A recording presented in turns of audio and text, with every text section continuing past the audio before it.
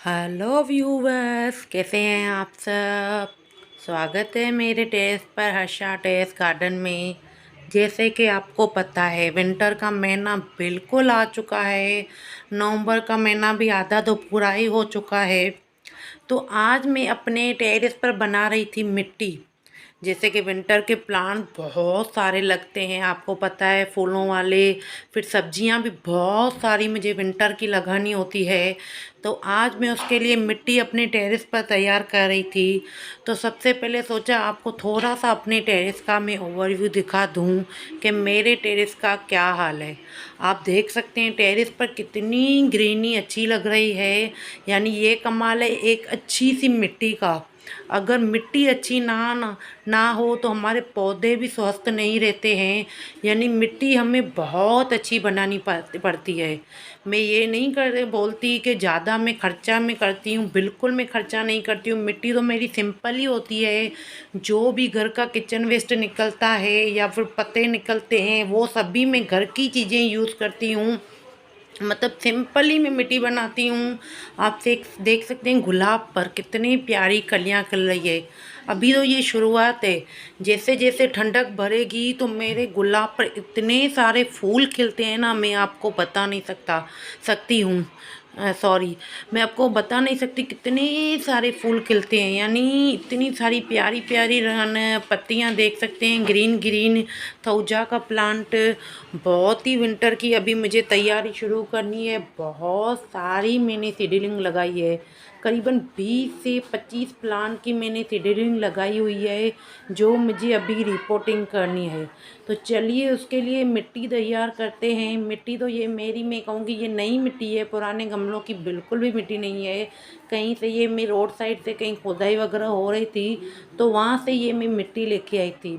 तो मिट्टी को करीबन 2 से 3 दिन हो गए हैं, इसी तरह मैंने टेरेस पर फैला कर रखा हुआ है। और उसको अच्छी तरह मैंने धूप लगा दी है। यानी ज़्यादा तो धूप नहीं आती है अभी, जितनी भी आती है 4-5 घंटे की।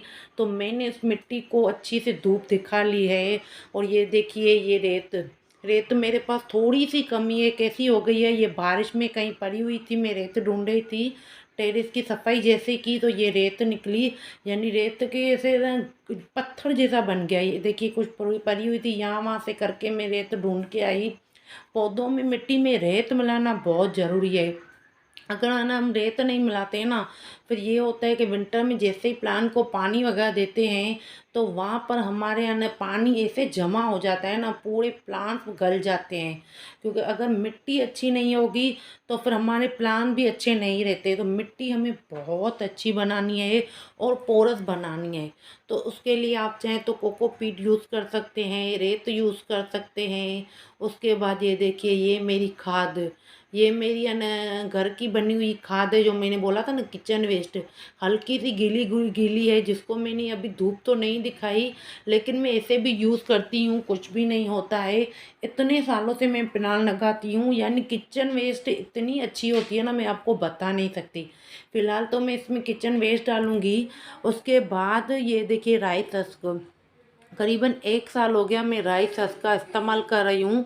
और मैं सच बता रही हूँ आपको, इसका मैंने यूज़ किया है ना, तो मेरे पौधों की, मैं कहूँगी, ग्रोथ दुगनी से तिगुनी हो गई है। यानी पौधे इतने मस्त हो गए हैं ना। उसमें पहले तो पानी रुकता नहीं है, और मिट्टी मेरी इतनी बुरबुरी हो गई है ना, मैं आपको बता नहीं सकती।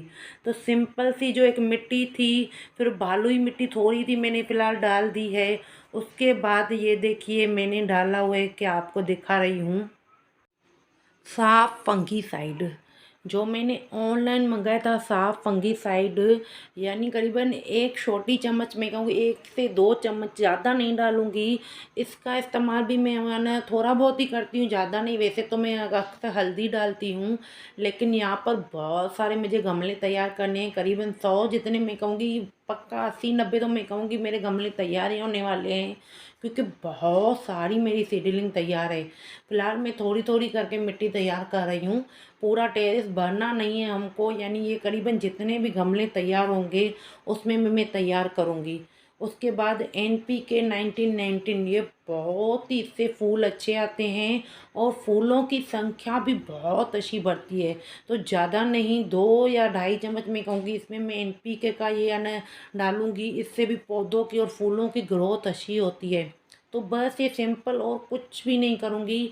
ये अच्छे से मिट्टी को मैं घुमा लूँगी और इसमें हल्का हल्का सा मैं पानी ऊपर से डाल दूँगी। ये देख रहे हैं रेत, सोचा थोड़ा सा मैं रेत को कूट भी लेती हूँ, क्योंकि रो रेत देख रहे हैं बिल्कुल एक पत्थर सा बन गया है।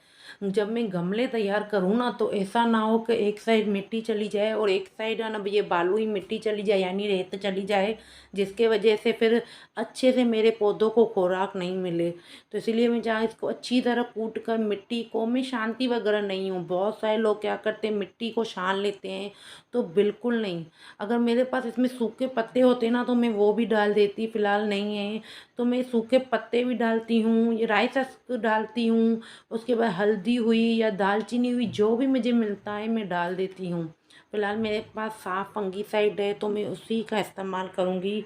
इसी तरह मैं अपने पौधों की मिट्टी तैयार करती हूँ। कुछ भी नहीं करूँगी, इसको अभी एक बोरी में भरकर और हल्का सा ऊपर से मैं इसमें डाल दूँगी पानी और इसको अच्छे से मैं पैक करके रखूँगी। बस यही थी विंटर की मेरी तैयारी। अभी तो मैंने बहुत सारे आपके सामने देख रहे हो प्लान लगाए भी हुए हैं, कितने सारे मैंने प्लान लगाए हुए हैं विंटर के। तो आज के लिए इतना ही। बाय।